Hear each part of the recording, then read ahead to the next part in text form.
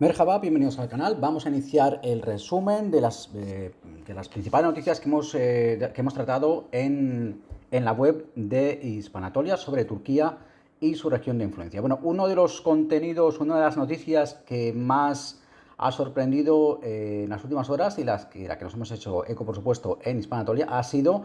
el bloqueo de Roblox. Roblox es una plataforma de gaming, de videojuegos online, donde los usuarios pueden crear sus propios juegos, jugar a ellos o jugar a los de otros usuarios. Es muy popular incluso, sobre todo entre los menores. Y las autoridades turcas ordenaban en las últimas horas el bloqueo de esta plataforma en Turquía, una plataforma que tiene millones de usuarios. Era en concreto un tribunal de Adana, en la costa sur del país, una de las principales ciudades del sur del país, el que a petición de la fiscalía, del fiscal jefe de Adana, de esa ciudad, pedía abrir una investigación sobre esta plataforma, sobre Roblox, y digamos, provisionalmente, como medida de precaución, según establece la legislación en Turquía, bloquear el acceso tanto a la web, hasta a la web de esta plataforma, como a las aplicaciones relacionadas con esta plataforma. Con lo cual, tenemos entre manos, digamos, un nuevo bloqueo, en este caso de una plataforma de videojuegos, pero que se suma a bloqueo que también pesa desde hace unos días, solo hace muy poquitos días, también sobre Instagram en el país euroasiático, ¿vale? Tenemos Instagram también bloqueado, en este caso por razones distintas, sabéis que el bloqueo en Instagram, de Instagram en Turquía se basa, como hemos hablado ya en Hispanatolia, en principalmente desavenencias, en este caso, entre el tratamiento de los contenidos que se publican relacionados con terrorismo. Digamos, la gota que colmó el vaso, como ya hemos explicado en la web, fue que la plataforma, en este caso Instagram, la red social, empezó a borrar sistemáticamente contenidos que los usuarios turcos publicaban, digamos, de condolencias por la muerte, por el asesinato, para ser más exactos, de Ismail Haniyeh por parte de Israel. Cuando las autoridades turcas, que incluso declararon un día de luto por la muerte del líder de Hamas, protestaron por estas acciones de Instagram, Instagram argumentó que era el líder de una organización que en Estados Unidos y en muchos países occidentales está considerada como terrorista, no así en Turquía. Lo que hicieron las autoridades turcas fue responder diciendo, bueno, si aplicáis ese rasero, tendréis que aplicar el mismo rasero cuando se produce un contenido, por ejemplo, de alabanza al grupo terrorista PKK, que está considerado un grupo terrorista no solo por Turquía, sino también por la Unión Europea o por el propio Estados Unidos. O tendréis también que hacer lo mismo cuando, pues eso, por ejemplo, se publica un contenido a favor del PKK o cuando se publican, por ejemplo, contenidos que insultaban a Ataturk, que es algo que está por ley prohibido en Turquía. En este caso, los representantes de Instagram y de Meta, su matriz, lo que respondieron fue que eso estaba amparado por la libertad de expresión. Ahí se produjo esa desaveniencia y fue cuando las autoridades turcas, en este caso la Agencia de Tecnologías de la Comunicación y la Información, emitió una orden bloqueando esos contenidos, perdón, esa plataforma Instagram, por violar la legislación en Turquía, en este caso. De momento las negociaciones persisten, las últimas noticias que tenemos es que van por buen ritmo, pero a día de hoy seguimos teniendo Instagram bloqueado y ahora se incluye en este bloqueo Roblox. Otro contenido que también hemos tratado en la web, en Hispanatolia, ha sido la llamada telefónica que ha mantenido Erdogan con el presidente de Venezuela, Nicolás Maduro. Sabéis que Venezuela se encuentra inmersa en una gravísima crisis política porque tras las últimas elecciones celebradas el 28 de julio, el Consejo Nacional Electoral de Venezuela dio la victoria a Nicolás Maduro alegando que había ganado el 59% de los votos, pero no aportó datos, ni actas, ni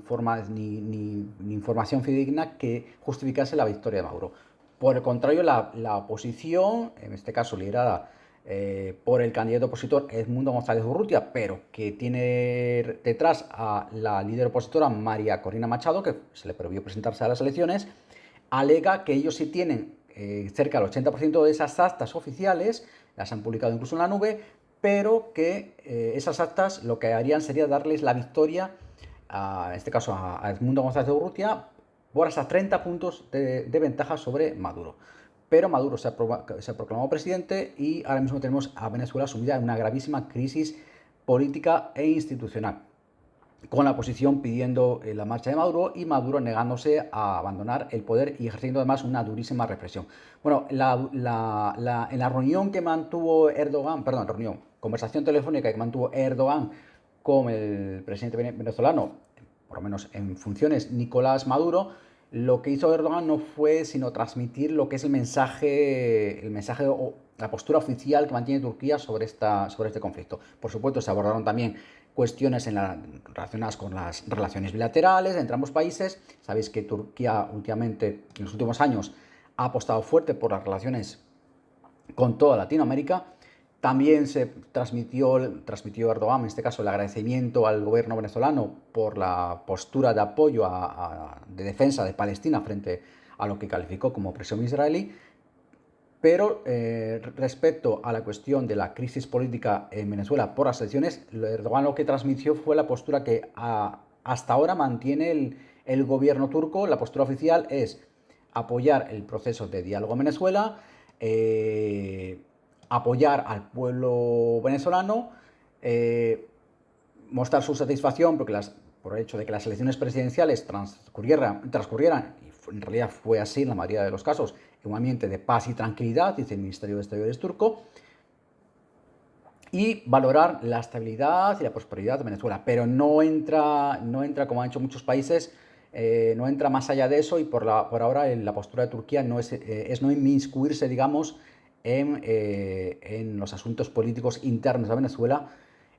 por esos lazos que mantienen tan estrechos. Aparte de esa información que tratamos en la web de Hispanatolia, también hemos abordado a través de nuestra cuenta en Twitter. Os recomendamos seguirla porque sabéis que muchas noticias no solo las tratamos en la web de Hispanatolia, sino que también otras muchas noticias las abordamos a través de nuestra cuenta en Twitter. Por un lado, tenemos que el Banco Central de Turquía mantiene invariable la previsión de que la inflación a finales de año estará por debajo del 40%, concretamente el 38%. Son unos datos que mantiene después de que se supiese hace poco, también lo abordamos en la web, que la inflación, el IPC en Turquía, se redujo en 10 puntos el pasado mes de julio respecto al mes anterior, hasta el 61,78%, ¿vale? Es una inflación altísima, pero es bastante mejor que la que hemos tenido hasta ahora en Turquía. Otra noticia que hemos abordado también a través de Twitter ha sido que Israel ha prometido encontrar y eliminar al nuevo líder político de Hamas, a Yahya Sinwar, que ha sido elegido el sucesor de Ismail Haniyeh después de que este fuera asesinado por Israel en Teherán, en la capital iraní. Recordemos que Sinwar está considerado de la rama dura de Hamas. Sería posiblemente menos favorable a las negociaciones con Israel, muchísimo más después del asesinato de Haniyeh. Es un hombre que vive en Gaza, a diferencia de Haniyeh, que vivía exiliado. Sinwar vive en Gaza. De hecho, el ejército, las IDF, las fuerzas de defensa israelíes lo están buscando en Gaza y han prometido, como digo, encontrarlo y eliminarlo. Y es un hombre que pasó 20 años en una cárcel israelí y que de hecho no dudaba, la sentencia que pasó fue por asesinar a palestinos a los que acusaba de haber colaborado con Israel, con lo cual, repetimos, es un hombre de la línea dura y el asesinato de Haniyeh prácticamente podemos decir que solo añadiría más leña al fuego y complicaría aún más, si cabe, si es posible, que se complique más las posibilidades de hallar una paz, un cese al fuego y una salida negociada al conflicto entre Hamas e Israel en la franja de Gaza. Y también nos hemos hecho eco de una lamentabilísima noticia de la que hemos hablado también en la web, de todas formas,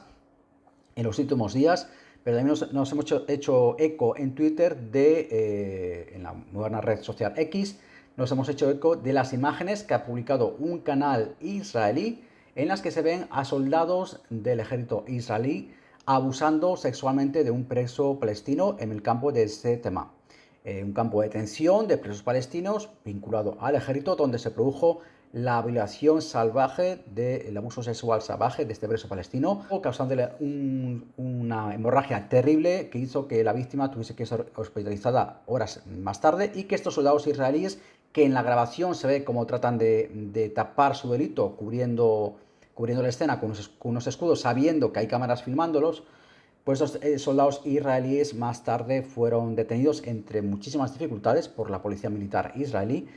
por esta acción, que algunos diputados incluso del partido Likud de Benjamin Netanyahu llegaron incluso a justificar ante una comisión de la Knesset, del Parlamento israelí. Y hasta aquí el resumen de las noticias principales que hemos tratado en Hispanatoria. Recordad que tenéis más información en hispanatoria.com y en nuestro perfil en la red social X. Si te ha gustado este contenido, dale por favor un like y suscríbete para no perderte los próximos episodios.